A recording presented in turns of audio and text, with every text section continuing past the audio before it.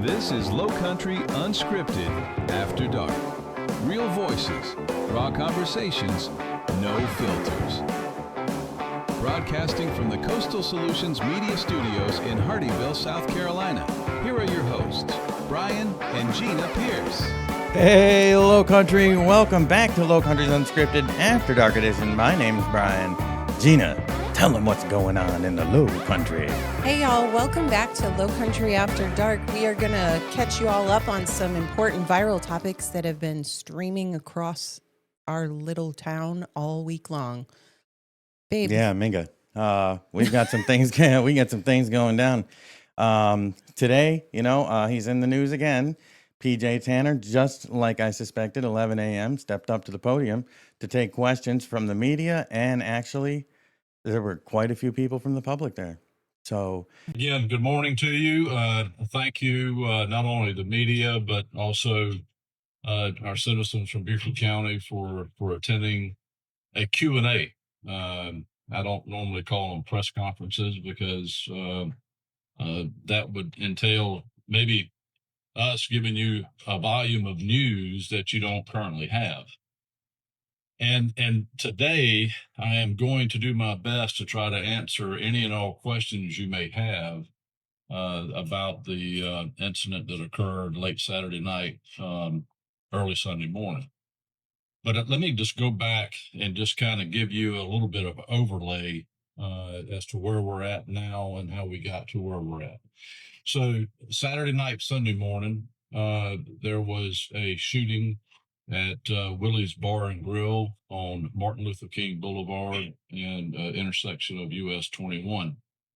I got the call about 1:25. I arrived on scene about 2:30, 2:15, 2:30. I've been to many crime scenes in my career.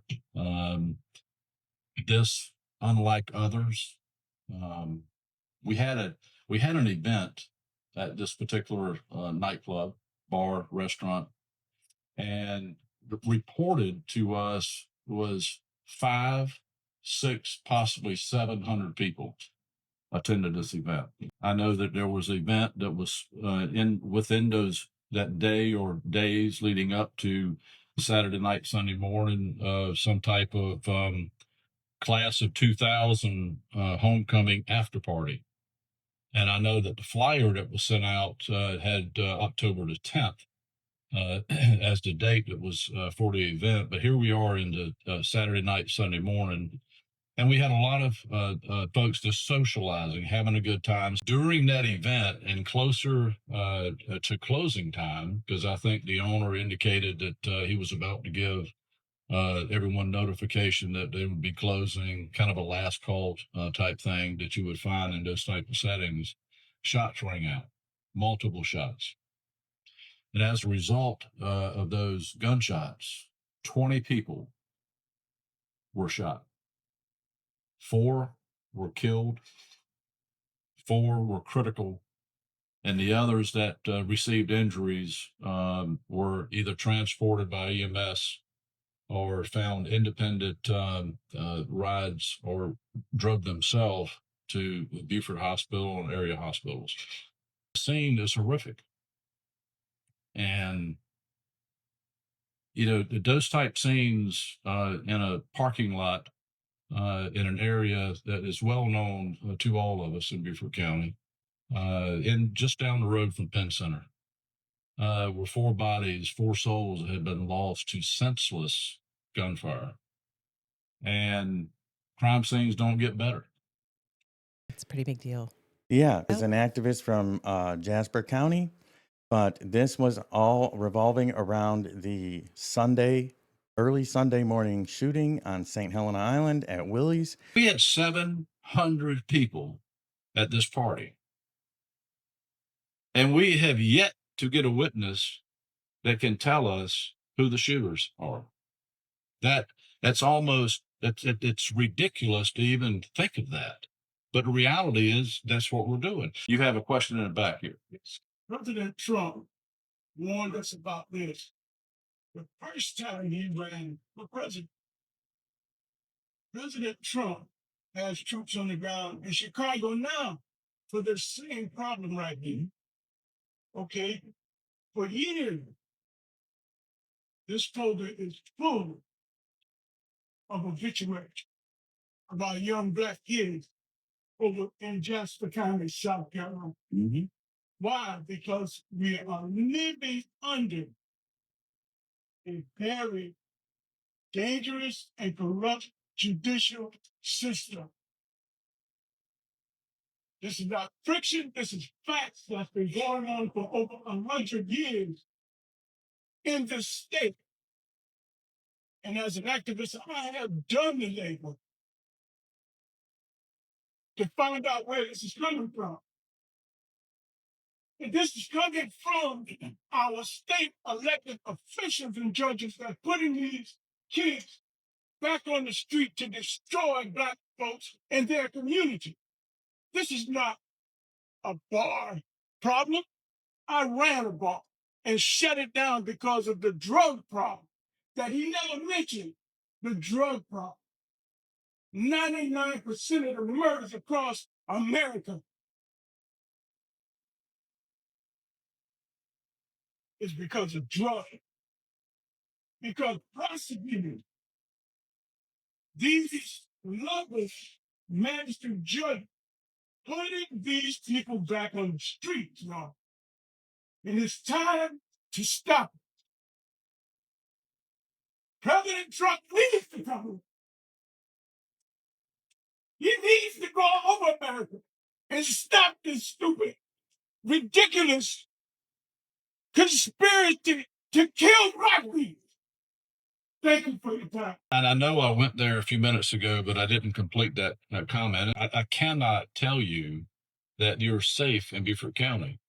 Listen, here's some of the shocking facts we found out. Because listen, there are no arrests. No arrests have been made. Well, let me go with the facts. And this is from deputy accounts and witness accounts.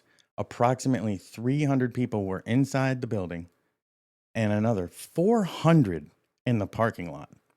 That's a lot of people. 2 to 3 individuals got into what witnesses say a personal argument. However, it was made evidently clear that either these people are involved in a gang or gangs had something to do with it. It was brought up quite a bit. And it does sound like there was an automatic weapon used. It does sound like they recovered a gun. He made it sound that way. WSAV said they think, that they were like, he says they've recovered a gun. Possibly one of the deceased was one of the shooters. We don't know this. Speculation. Yeah, that was complete speculation.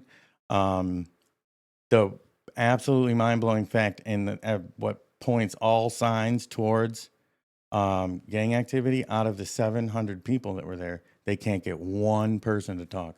700 people, no witness. And they have spoken to a lot. 700 people, no witness. And there's obvious reasons why. Nobody wants to be a snitch that ends up in a ditch. He made that clear too. He was like, they're afraid of retaliation. I would be too. And especially if it's possibly gang related. What's crazy is there's people out there that know who did this, and I mean, I feel bad for the families of those that died. Yeah, it's awful. Our sympathies go out to the family, those 4 families. Mm-hmm. And those that got injured too. I mean, we certainly aren't gonna, Yeah, they have pulled some cameras from the area. They have ballistics. They have a gun. It sounds like, and that got sent today at 1:00 to SLED. Mark Keel has been very, very helpful in making sure that the lab makes it a priority on the evidence that we deliver today. We have some firearms that are going to SLED. We have projectiles from the victims, and we have shell casings from the scene. So they'll spend their time here over the next days, possibly into the next week, analyzing all of that evidence that we sent to them. Not only are they analyzing evidence at the SLED lab, but again, the FBI is helping us with some video clarification. They have the technology in place to do a lot more than we are able to do with some video that has been retrieved. And then our lab here in Beaufort County is doing most of the DNA work that's required for connectivity. I will field your questions, but understand that if I can't answer it, don't take it as an insult. It's just the reality. I cannot release any information that would impede the investigation or prematurely identify anything that is currently being worked. So, having said that, questions, folks, you kind of need to know we've got a problem in Beaufort County. And this problem didn't pop up Saturday night, Sunday morning. And in a lot of things, it kind of gets lost in translation. Not only, and I'm not blaming the media or anyone else, but in the past year and a half,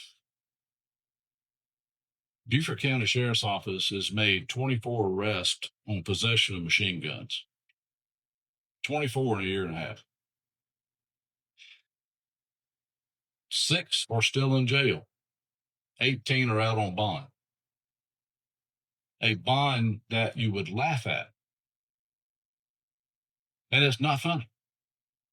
A bond that allows those that we have been dealing with for years, and we chase them every week, every weekend, that are out on bond for possession of a machine gun. No one should possess a machine gun. Some of this is gang connectivity. The other is not only related to the gang activity that we do have, but it's also connected to social media. A lot of this is connected to Facebook and other platforms that are used on a day-to-day basis by this age group. And it's not a race issue. This is countywide, this is statewide, this is national. So we have got to do a better job of getting a better grip on the gang activity and how that not only affects Beaufort County, but affects other counties in South Carolina and throughout this country. And these young men and women honestly feel like they need to be heavily armed to protect themselves. It's not to protect themselves against law enforcement. It's to protect themselves against people that they're enemies with because of a comment that was made on Facebook, where someone has felt that they have been disrespected, and now it's their job and their role to gain that respect. And it's their reputation that they find that's in question.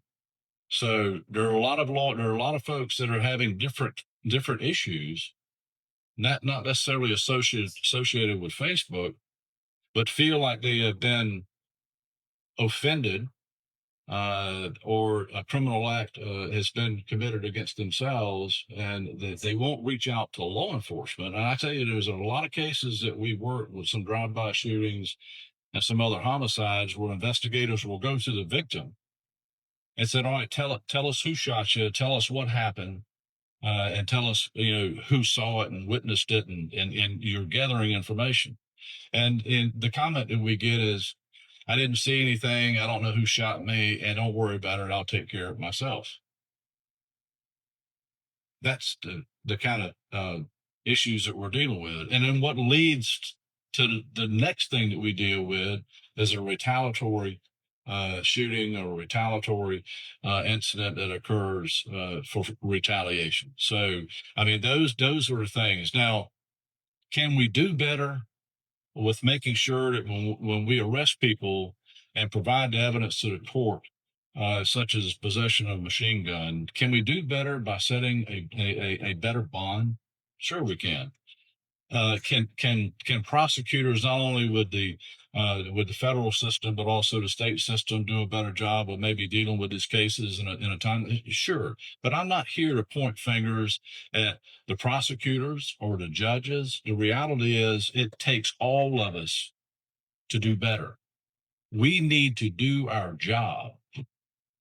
Everyone needs to do our job. We had 700 people at this party, and we have yet to get a witness that can tell us who the shooters are. That's almost it's ridiculous to even think of that. But the reality is that's what we're doing. It was asked by a reporter, why they didn't come out right away and hold a presser. Typically, when you have a mass shooting, the next thing you see is the sheriff, the FBI, and alcohol, tobacco, and firearms. The three of them are standing behind a podium, giving a press conference about what just happened. Not Beaufort County. And these other mass shootings, when they happen, that's the sight you see on the camera very shortly after the shooting. This happened at 1 a.m. So you would think 6, 7 o'clock in the morning, they're going to go stand on a podium, and they didn't until today at 11. And they were asked, they sent out a bunch of Nixle reports. He said this and the other, but they were asked, should we feel safe? And he said, no. And I know I went there a few minutes ago, but I didn't complete that comment. I cannot tell you that you're safe in Beaufort County. I'll give you an example. If 700 people went to Willie's Bar and Grill to socialize with friends, and out of the 700, 2, possibly 3, had a dispute or issue with each other, and they pulled out guns and started just shooting, and where a crowd of others were there and 20 people were injured, you have to ask yourself, events such as this, and the sad thing about it is we're coming up on a holiday season where families gather, where people socialize, and these are things you have to be conscious of. But disputes today with some of our younger generation, they don't have the ability to discuss things and talk things out. If they feel like their reputation is been harmed in some way, then they go at it in a revenge setting, and they pull guns and start shooting. You have a fairly good idea of who's involved in this. And we do. Okay. And we do. I can't name the person or how many, but we do. We have a lot of information. I know that I think 2 of the 4 that were critical initially are a lot better today than they were Sunday. We're looking at a case where we have 4 homicides, 4 murders, but the other 16 is going to be assault and battery, high and aggravated nature. Oh, great. Okay. So, essentially, he said no. I can't remember exactly what his words were, but it was no. Aside from, the gang pressure, and that, trust me, we're not going away from this topic. We got it coming up here in a little bit when it comes to the automatic weapons. So hold tight for that one. One guy did stand up and go, the problem with the youth today is there is nothing to do around here for kids. There is nothing. There's nothing to do. And apparently PJ Tanner, he was born and raised around here. And he said, and there was nothing to do 25 years ago too. So he said that is something he wants, he wants this guy to show up to some community meetings and express his opinions. Apparently the sheriff agrees. There was another individual, like I said, an activist from Jasper County. And he had some really good insights too on why, there's a conspiracy to kill the African-American community through drugs.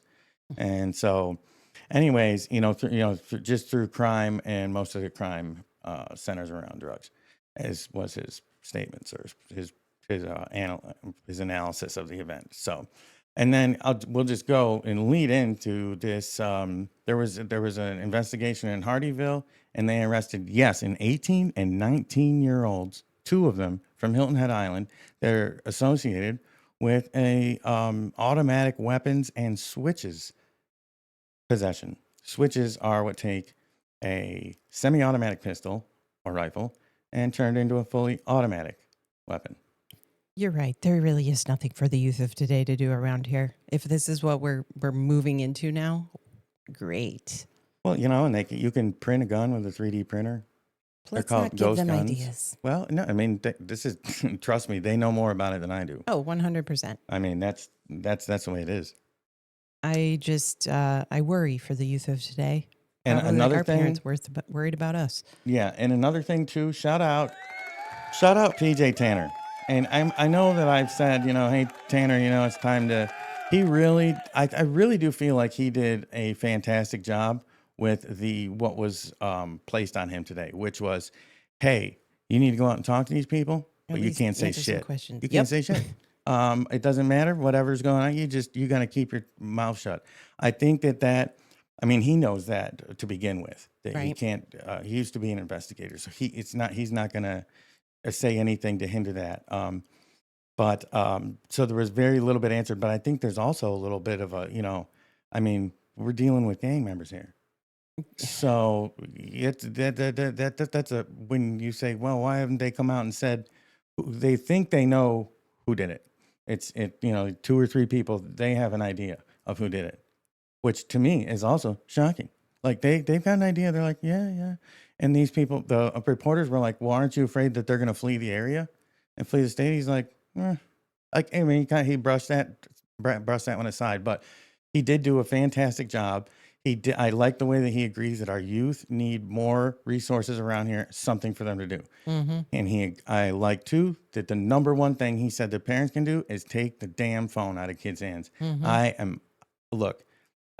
own a digital marketing company. It is my job to brainwash people through a digital device. But I don't think kids need to have access to their phone 24/7, number one. And number two, there needs to be some guardrails on what it is that they can watch on on YouTube and such. Yeah, absolutely. Speaking of, it seems that we're on a very dark path for this episode this time, but there's a lot of dark stuff that's going on in the world right now, especially around here. There was a federal sex trafficking indictment of a 17-year-old that had been missing and was being sex trafficked in local hotels. Yeah, indictment says missing 17-year-old was sold in local hotels. And 4 local men are charged in a 9-count federal indictment alleging they exploited the 17-year-old across area motels using housing, drugs, and image-based advertising to control and sell the victim. It makes me really this human sad. trafficking, sex trafficking is really ramping up. It Remember, is. I mean, we watched one of the Osceola, I think it is Osceola County Sheriff down in Florida. I can't remember if we talked about him on this show or not. We But did. I mean, they had a big sting, and I mean, It's he marched everywhere. right out. He marched right out to the podium when they were done, and they were like, he held up their picture and was like, "Here we have Julio Duacas Suarez," Mm-hmm. and we caught him trying to solicit sex to an 11-year-old boy. Yeah, And it's just disturbing on so many levels. He did say too that NBC Chris Hansen and To Catch a Predator was involved in the investigation. So stay tuned for that to be on television. No, I saw an advertisement for I think it's a movie or a series. I think it might be a movie that's going to be on either Netflix or something else called Predators. And Chris Hansen is on he's being interrogated by these people because, I mean, they're trying to crack down on these child molesters. I mean, To Catch a Predator we used to, watch it and be like, ew, that's, It's so a horrible disturbing. show. I It mean, is a horrible show. You've got a guy, usually some really nasty looking guy coming in, walks in the door because the decoy invites him in. And then Chris pops out of the side and he's like, "Hey, Mr. Tyler, seems like you came here to have sex. But the thing is that they have him Did you bring the being wine coolers?" interviewed by the interviewers, and he looks like really nervous because he's like, it seems like you have something that you need to apologize to people for, because he was, in a sense, these men are disturbed. These people are disturbed. You are trying to catch them, and I 100% agree with it. But it seemed like he had, I don't know, maybe people thought that he was trying to do something. The other thing too, he's fired, and now the first lawsuit has hit. fired Deputy William Billy Squires. Another winner. We knew this was only a matter of time, folks, but the first parent has come out and filed a lawsuit.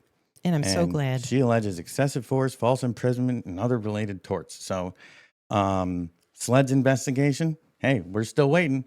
Again, I know that they've had a lot of things going on, but beside, with the now this mass shooting, the judge's house being burnt down like a pack of matches, and then we got to deal with this hoodlum, Mr. Squires, who right now, in my opinion, belongs in jail. So he should be in jail for what he did. I don't know I just don't understand what is taking so long. How in depth can this investigation be? If this is how long it's going to take for He this could- investigation, how long is it going to take for the mass shooting for SLED to get their, can't he like flee? He could, right? He could like go to Mexico and not come back. Yeah, but I mean, listen, He hasn't been arrested for anything. yeah, but it doesn't matter. He's been the tracking, and I'm That's sure true. that look, that would be a bad look. That would, in my opinion, that's a complete admission to guilt. That he knows what he did was wrong, and he's trying to. So it probably wouldn't be a good idea on his behalf. I think that he just needs to wait it out on his part. But you know what, buddy? Hopefully, that's all you're going to be hearing when you're in your jail cell. When your jail cell, your cellmate gets up in the middle of the night and has to drop a Duke. Moving right along to Harriet K. Recker, our lovely 82-year-old wife that killed her husband in the nursing home a couple weeks ago. Yeah, exactly. Too much for me. The 8-word note apparently shows intent. So there we go.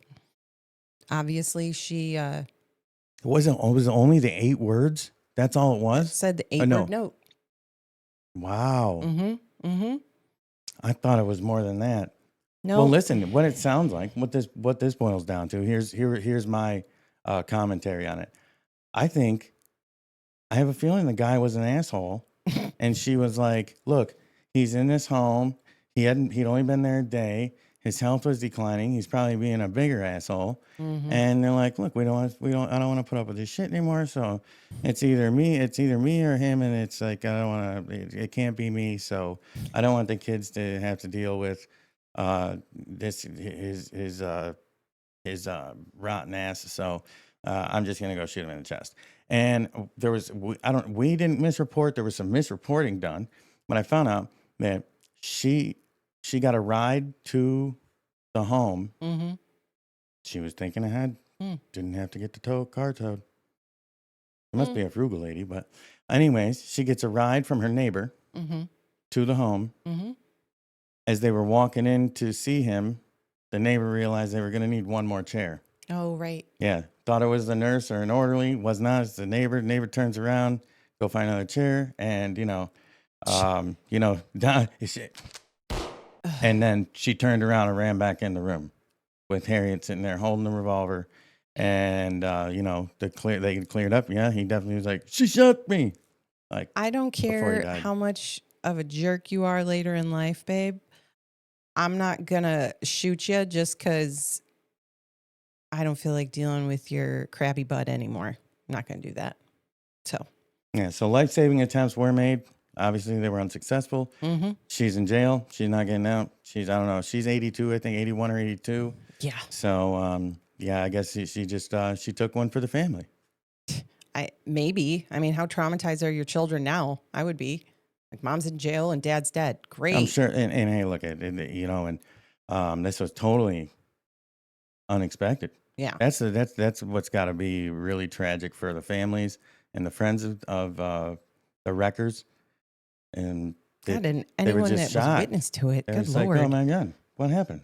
And all what- those old people that were in the home being Harriet- like, who just shot me? Yeah, Harriet done lost it. Harriet done lost me. Oh, no. Exactly. Yeah. Hey, how about Hyundai giving a big old gift to Savannah State University, babe? Yeah, $5 million for teachers. Is this goodwill after the raid? I don't know. I'm going to tell you that that's my opinion, and that's what people are talking about right now. They had an ICE raid, and there's been fallout and a lot of talk about that. And now Hyundai gives the largest educational donation gift to Savannah State University to the tune of $5 million. Did they name a building or something after? I believe so. Yeah, it's something the Hyundai, Like Hyundai's Hyundai College of Educational Center or Education building or something. Mm. So, and there's still fallout from that. Look, and then we had ICE raids around here, and I've talked to some people, and there is a problem right now with the workforce because they're wiped apprehensive out a bunch of about going to work, and they're apprehensive about even traveling on the roadways because they're afraid they might get pulled over and deported. My question is, how many of the people that were detained by ICE, how many of them were actually sent back to? None yet, I'm sure, because they gotta stand trial on their charges here in the States. Then they'll deport them. I'm sure. Well, I don't know. It I'm not seems sure. like the notes. I don't think they're going to be like, oh, you committed a crime here, so we're just going to send you back to Mexico for you probably to come back and commit another crime here eventually. Yeah, perhaps. But it seems like it's going to impact all different sorts of areas, from not just the plant itself, but like small businesses, like people that rent to the people that like rent to the workers, things like that. What are you talking about? Well, that's what the notes are saying. Like them just like up and leaving.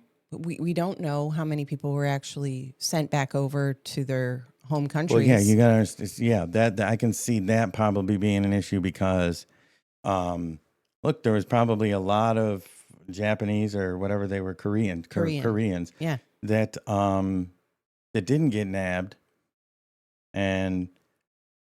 or I see maybe Hyundai pulled back and was like, all right, like I said, I've been there, and everybody, 100% of them were from Asia. Right. And listen, I mean, I struggled the first time I went there. I think it took me 2 hours to find somebody who would communicate with me pleasantly through Google Translate. Imagine asking somebody from Asia what language they speak. I mean, because you got to plug in it, so you got to put in a target language, and the very well educated ones do. But True. So Gina, what happened on your way to work today? So I was stuck in our glorious traffic this morning, all the way from John Smith Road in Hardyville all the way to Hilton Head. It took me over an hour and a half to get to work this morning. There was no accidents that were reported. It was bright and sunny this morning, which causes a little bit of blindness as you're driving, but nothing to be truly concerned about. And it seems like this just keeps happening every single day. And it is awful, just straight awful. And I have to notify the girls that I work with who live in Bluffton that it's going to take them longer to get to work just because I'm sitting in traffic. It's ridiculous. Ridiculous. Yeah, I had a pretty smooth ride to Okatee for my meeting this morning, but and that can be hairy sometimes. But however, when I dropped Jack off for school the other day, I mean, it literally, I left the house at 10 minutes to 7. Jack's school is not far from here. I didn't get back here until 10 minutes to 8, an hour to go drop him off at school. And it's from, coming up the stop sign on John Smith, making a right on 278 and, before the Margaritaville light. People are at least generous at that intersection because there is no light to turn off of John Smith. They let you in. They do let you in. Same with Shortcut Road on the 170. People are really nice there. Yeah, so they're nice shout 'cause out they to whoever understand. you guys are driving Thank from you. Beaufort towards 278 in the morning, and you let those people out on Shortcut Road, and you let the people turn left from 278 and get, I mean, hey, that takes a crowd to all get on board with, because there's always some asshole. It's in that big of a yank that they got to get back up into the line to do what? Wait. Right. They're not going anywhere. And I'm not even in the left lane anymore. You're I'm not always going in the anywhere. right. Just calm down, okay? But it seems to me that we still need a bigger road, which they still are claiming that we're going to get a larger corridor to 278. We need a new bridge to the island. That probably won't take place for a while, but we do need it. It's scary I'll tell you, going over that bridge. The local area has really dropped the ball when it comes to the just can't traffic make management. decisions. I think a lot of it has to do with light timing. I know they're supposed to install some AI lights. Look, everybody if you don't know this, then you don't watch the show very much. I am very much involved in AI. I think AI traffic lights would be fantastic. And I'm sure it will also help out situations with emergency services where it will stop the lights at the correct timing and not too early, so that all the traffic backs up at the light and makes a more difficult maneuver for the emergency vehicle to try to get across the intersection. The light's red. AI can fix all that. I'm sure that is an easy fix. Speaking of AI, Yeah. let us talk about something very special. If you could storyboard a commercial at 10 in the morning and let it premiere at 5 in the afternoon, would you? We're talking about Sora 2, which is the next gen video AI that is taking over right now, and it's awesome. If you haven't seen it, don't worry. You don't have to go far. You'll be watching this on YouTube. Just back over to our channel, Low Country Unscripted, at Low Country Unscripted. And I've got like one a day at a minimum coming out. We're having a lot of fun And with it. so, yeah, I think there's like 4 out on there. I got some on TikTok. There's some good ones they generated today. I'm just going to say this. It's not the easiest system to prompt to get what you want. It is So it's a luck of the draw situation. It's a more sometimes. in-depth system to prompt to get it right the first time. Take a look. I've got, I had a walk and talk with Fred Rogers the other day, so check that out. Maybe an upcoming podcast guest. And Mine are a bit more artistic, if you will. I post mine on my personal Instagram and also on our Low Country page because I do tag us in it. So what's wild is how real. accurate. So listen, you set up a Cameo. This Cameo takes, I would say, about 8 to 8.5 seconds to set up. That's it. Like you read 3 2-digit numbers. You look straight at the camera. You look to the right. You look up, and you look up, and then that's it. And it has you dead pinned. And so, I mean, look at people can now generate 10-second clips at a time, which typically commercial clips are between 6 and 8, because, society these days, time is not on their side, apparently. And to get somebody to watch something for more than 1.5 seconds is apparently too much to ask. It's true. That's what the stats say. And so our, here at Coastal Solutions Media, my goal is to capture the audience in the first 3 seconds. Which we've had a couple of very successful clips. We have, but I'll just say this: I see how fast I get all the analytics on how fast people scroll through some stuff. But I have posted a lot. I think the count is like 135 videos in 3 months. I'll just say this: that these Sora 2 videos have all, not some, all been successful to this point on social media, albeit YouTube or whatever. I mean, and overly successful, doubling the numbers of the other shorts that I've put out, whether they're AI associated or made, or they're shorts from this pure podcast, which is just amazing. I mean, the numbers shake down like this. 78% of organizations right now say they're using AI in some sort in at least one function, and sales and marketing rank near the top. And short form video is right now the number 1 planned content priority for 2025 because you get the best return on investment for this, these assets. And 90% of marketers say that good video will absolutely result and deliver a good ROI. And good videos, good marketing for small to medium-sized businesses means what? More referrals, more brand association. Becoming a household name is something that, even though you think you're a smaller or medium-sized guy, brand association and becoming a household name needs to be your number 1 priority. Because the people who do it right, you know who they are. Think about it. I'll call one out. Father Nature Landscaping. Shout out to Dave Lopez at Father Nature.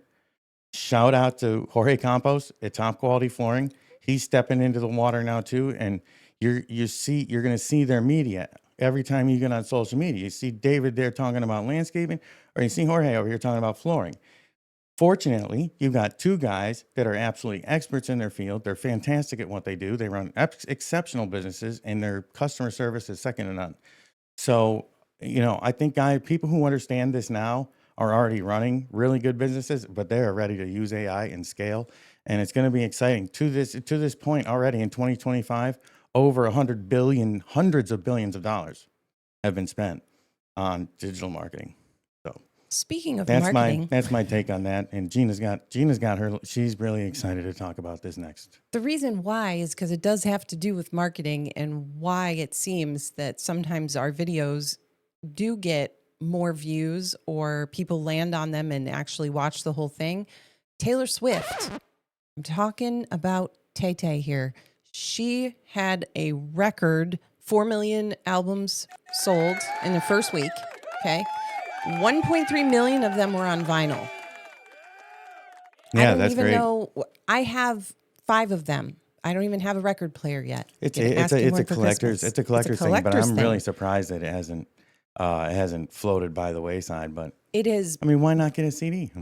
I have 5 of the CDs. No, They're I mean, I'm just saying, limited edition. It's a, what do they call that? It's a nostalgia thing. It is a nostalgia thing, but also it's just coming back. Vinyl's coming back, which is great. But she is the queen of marketing to a group, and she gets it. Like, her marketing team understands it. Yeah, like billions and billions of dollars. Yay! And the thing is that there's just, it seems like everyone is getting in on it. I've put her music to multiple scenes on my Instagram stories and stuff. It explodes with how many people are watching Gina came it. home today, and she was playing it on speakerphone, and I'm like, well, I guess now this is my opportunity to hear the Taylor Swift album. I mean, I feel like you just had one song on replay. No, I didn't. I let it play through. It's only 43 minutes in total. But regardless, you pair Taylor Swift with one of our Sora 2 videos. I'm telling you, man, the videos just pick up like crazy. People want to see it. Yeah. I did an anniversary one. With it, though. So, unfortunately, small to medium-sized businesses, you're out for that one, because that's still incorrect. I really feel like it is. It's not. I checked out today. You are wrong about that one. So all of the companies that make like shirts with her like they get song her rights. lyrics and stuff on it and everything else, they've got to get her rights. Okay. Anything, if you profit off of somebody else's work, you have to get the rights to the work. Okay. But so in the studio, though, if you go to the TikTok studio and use that to post, there's a content checker on there, and it'll tell you. I mean, everybody's using her music, yeah, though. they'll still let you post it. They'll still let you use the music. They'll still let you post it and use the music, but you just can't monetize on it. You get what's called a copyright hit on your account. So, and nobody wants those. No. Because, you get 3 of those in 90 days and you're, oh, there goes your monetization. And I don't know if they give it back to you or not. For those of you who are monetized out there, well, you probably never lost your monetization because you wouldn't do it. So who knows? Yeah. But anyway, lots of good stuff. Yeah, and lots of good stuff there. Unfortunately, we've got some bad things going on around the low country here, and it's really unfortunate.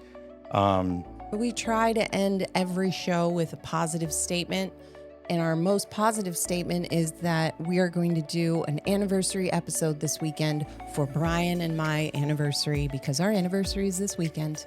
That's right. Mm-hmm. What we're going to talk about, 7 we years don't deep know. into this shit, and she's been around here, I think, of going on 13. No, longer than that, honey bun. Yeah, it's 14. 13. It's 14. You came here in October 2012. Yeah, it's 2025. It's 13 years. Our cat is that age. No, Isn't she? No. Well, anyways, so low country there. It feels like a million years, everybody. We just got her again. But anyhow, I hope that too on Saturday we can deliver you good news, and that Master Sergeant William Billy Squires, we could say that he has had silver bracelets put on, and I'm not talking about the ones that are comfortable. So listen, low country, with that, we'll keep our fingers crossed. Prayers for the victims' families out there for the St Helena Mass Shooting. Mm-hmm. Keep building, keep dreaming. We'll see you next time on Low Country's Unscripted After Dark.